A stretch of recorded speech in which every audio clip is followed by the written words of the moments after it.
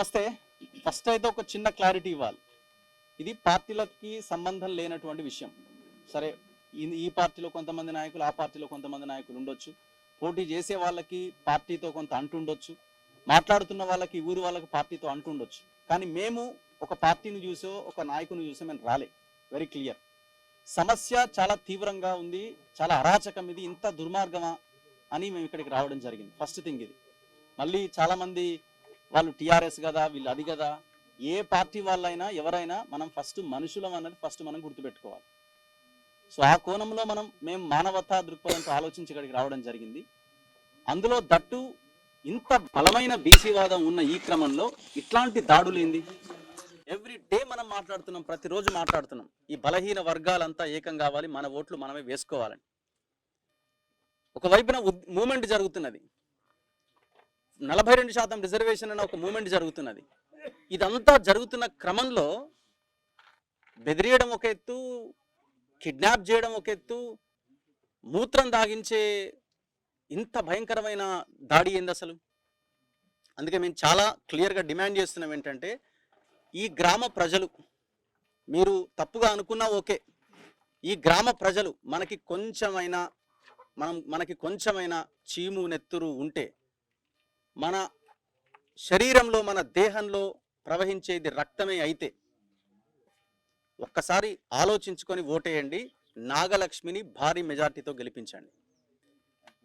పార్టీలతో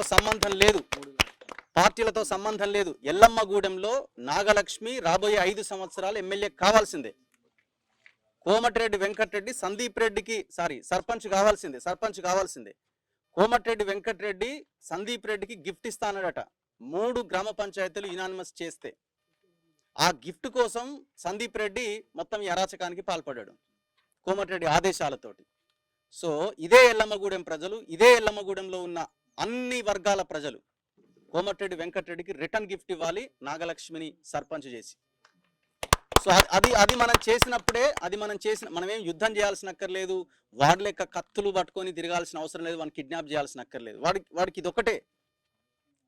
ఇక్కడ కూడా అదే సందీప్ రెడ్డి వర్గం, అదే రెడ్డి వర్గానికి సంబంధించిన ప్రజలు కూడా ఇక్కడ ఉండొచ్చు. ఒక్కసారి ఆలోచించండి. ఈ సందీప్ రెడ్డి అనేటైనా, ఈ వెంకటరెడ్డి అనేటైనా, ఇంకోడు వీళ్ళంతా ఎవరిని చంపారు? అదే మీ రెడ్డి కులానికి వర్గానికి సంబంధించిన సర్పంచ్ భర్తను చంపారు. అంటే ఇక్కడ చంపడంలో, పదవుల విషయంలో, కొట్లాటల్లో కులాలు ఇవన్నీ ఉండవు. వాడి పదవి కోసం వాడు మనవాడిని చంపుతాడు, ఇంట్లో వాడిని చంపుతాడు. మరి ఇదే వర్గానికి చెందిన బిడ్డను కూడా చంపిండు కదా. ఇట్లాంటి వాడు సర్పంచ్ అయితే మీ ఊరు ప్రశాంతంగా ఉంటుందా? అరాచకాలకు ఇంకా పెరిగిపోతాయా? ఒక్కసారి ఆలోచించుకోండి. మొన్న విజయారెడ్డి భర్తకు వచ్చింది చావు. ఇవాళ యాదగిరికి వచ్చేది, రేపు నీ కుటుంబం దగ్గరికే వస్తుంది. ఆలోచించుకొని నిర్ణయించుకొని, సో దయచేసి నాగలక్ష్మిని భారీ మెజార్టీతో గెలిపించండి. తెలంగాణలో 12,000 గ్రామ పంచాయతీలు ఒక ఎత్తు, నల్గొండ మండలం, తిప్పర్తి మండలం, నల్గొండ జిల్లా తిప్పర్తి మండలం, ఎల్లమ్మగూడెం గ్రామ పంచాయతీ ఒక ఎత్తు. సో దయచేసి ఆలోచించి నిర్ణయం తీసుకోండి. ఇంకొక డిమాండ్ చాలా క్లియర్గా మేము పెడుతున్నాం ఏంటంటే, కోమటిరెడ్డి వెంకటరెడ్డిని తక్షణమే బర్తరఫ్ చేయాలి. నేను అనుకుంటున్నా ఆయన జర డోస్ ఎక్కువైతున్నట్టు అనిపిస్తున్నది. మంది ఎక్కువైతుందా ఏమవుతున్నదో, ఆ మంది ఎక్కువైన దాంట్లో భాగంగా ఈ మాటలు మాట్లాడుతున్నాడు. మొన్న పున్న కైలాష్ డిసిసి అధ్యక్షుడైతే ఓర్వలేకపోయిండు, డైజెస్ట్ కాక ఇది చేసిండు. చెరకు సుధాకర్ని ఇబ్బంది పెట్టి ఆయన పార్టీ ఇష్టం లేకపోయినా మార్చే ప్రయత్నం చేసిండు. ఎంతకాలం భరించాలి ఇంకా నల్గొండ జిల్లాలో, ఉమ్మడి నల్గొండ జిల్లాలో? ఎవడ్రా మీరంతా అని మనం పిడికిలెత్తి నినదించాల్సిన సమయం ఆసన్నమైంది. దయచేసి ఇదే నల్గొండ జిల్లా ఆనుకొని ఉన్న నకరేకల్లో ఆ ఎమ్మెల్యేని పనిచేయనియాడు, తుంగతుర్తిలో ఎమ్మెల్యేని పనిచేయనియాడు, ఆలేరులో ఎమ్మెల్యేని పనిచేయనియాడు. ఆయన వచ్చి కాళ్ళ దగ్గర పడాలా? దేవరకొండలో ఎమ్మెల్యేని పనిచేయనివ్వడు. ఎవడు పనిచేయాలి మరి ఇక్కడ? మీకు ఏమైనా రాసిచ్చిరా? మీ జాగీరా ఇది? ఎందుకు ప్రజలు అడుగుతలేరు ఇంకా? సో మీరు ఓటేసేటప్పుడు కూడా మేము చెప్తున్నాం ఏంటంటే, మీరేం వాడి ముందుకెళ్ళి బ్యాలెట్ వస్తారు కదా. ఎల్లమ్మగూడెం ప్రజలు పరదా సాటుకు పోయే కదా మీరు ఓటేసేది. సో మీరు ఆ పరదా సాటుకెళ్ళి నాగలక్ష్మిని గెలిపించండి. కోమటిరెడ్డి వెంకటరెడ్డిని తక్షణమే మంత్రి పదవి నుంచి బర్తరఫ్ చేయాలి. కోమటిరెడ్డి వెంకటరెడ్డి నీకు ఇందులో ప్రమేయం లేకపోతే తక్షణమే నువ్వు వచ్చి ఏం చేయాలంటే, నాగలక్ష్మికి యునానిమస్గా ఆమెని సర్పంచ్ అయ్యేలాగా నువ్వే ఆమెని సర్పంచ్గా ఏకగ్రీవం చేయాలి. సందీప్ రెడ్డి నా వాడు కాదు, వాడు దొంగ, అది ఇది అని చెప్పి ఒక ప్రెస్ మీట్ పెట్టాలి. నువ్వు అది చేసినప్పుడే నువ్వు ఇందులో నీకు పాత్ర లేదని ప్రజలు భావిస్తారు. ఇంతవరకు రెస్పాండ్ కాలేదు, ఎంత అరాచకం. ఇంకొక మూడో పాయింట్, బీసీ సంఘాలు ఉన్నాయి. ఇవాళ 42% బీసీ రిజర్వేషన్ల గురించి మాట్లాడుతున్నారు. బషీర్బాగ్ ప్రెస్ క్లబ్లో ఒక ప్రెస్ మీట్ 3 గంటలకి, 2 గంటలకి సోమాజిగూడ ప్రెస్ క్లబ్లో ఒక ప్రెస్ మీటు, ఇందిరా పార్క్ దగ్గర 12 గంటలకు ధర్నా. ఎవరికయ్యా ఈ ధర్నాలు ఇవన్నీ? ఇక్కడ ఇంత అన్యాయం, ఇంత అరాచకం జరిగింది, ఇక్కడికి ఎందుకు రాలేదు ఇంతవరకు? బీసీ సంఘాలను మేము స్ట్రేట్గా అడుగుతున్న ప్రశ్న ఇది. ఇంతవరకు కనీసం రాలే. కుల సంఘాలు ఉన్నాయి, యాదవ సంఘాలు ఉన్నాయి కదా, ఎన్ని సంఘాలు వచ్చినాయి? ఎంతమంది? కొంతమంది వచ్చినారు, సరే కొంతమంది వచ్చినారు. అరే రాష్ట్ర స్థాయి సంఘాలను ఇక్కడికి రావాలి కదా. ఇప్పుడు మీకు కాంగ్రెస్ లో పదవులు వచ్చిన యాదవులు, బీఆర్ఎస్ లో పదవులు వచ్చిన యాదవులు, బీజేపీలో పదవులు వచ్చిన యాదవులు ఇక్కడికి ఎందుకు రారు? ఈ అరాచకానికి మనం ఈ నల్గొండ జిల్లాలో ఎండ్ కార్డు పడాలి. ఇదే పునాదాన్ని మేము అనుకుంటున్నాం.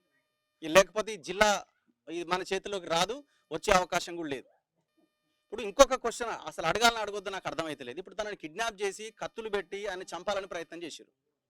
ఇదే కోమటిరెడ్డి వెంకటరెడ్డి తన కొడుకుని కోల్పోయినప్పుడు సమాజం అంతా మీకు అండగా నిలబడదు. మీరు ఏడుస్తూ ఉంటే మీ బాధ ఎంత భయంకరమైన వేదన మీరు అనుభవించి ఉంటారు. ఇప్పుడు మీకు ఎంతమంది పిల్లలు? 2 అమ్మాయిలున్న యాదగిరి, ఒక యాదవ బిడ్డ యాదగిరి, ఆ తల్లి తనని కిడ్నాప్ చేసినప్పుడు ఎంత పెయిన్ అనుభవించి ఉండాలి. ఆ పెయిన్ నాకు తెలుసు, నేను అరెస్ట్ అయినప్పుడు సిచ్యువేషన్ ఏంటనేది, కిడ్నాప్ చేసినప్పుడు సిచ్యువేషన్ ఏంటని. తను డే మొత్తం దాదాపు 24 గంటలు ఆ వేదన ఎంత భయంకరంగా అనుభవించి ఉండాలా. కోమటిరెడ్డి వెంకటరెడ్డి నీకు తండ్రి హృదయం కదిలినప్పుడు నీకు ఆ బిడ్డల హృదయం, ఆ తల్లి హృదయం ఎంత భయంకరంగా ఉంటుందని నీకు తెలీదా?